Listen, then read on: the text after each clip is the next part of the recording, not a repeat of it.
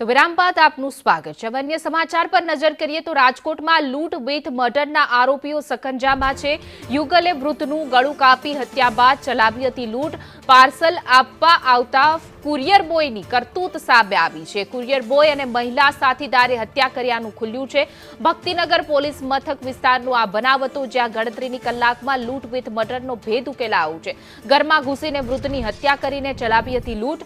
એકલવાયુ જીવન જીવતા વૃદ્ધની હત્યા બાદ તે ઘરમાંથી લૂંટ ચલાવવામાં આવી હતી, જેમાં પોલીસે ગણતરીની કલાકમાં જ ભેદ ઉકેલી દીધો છે।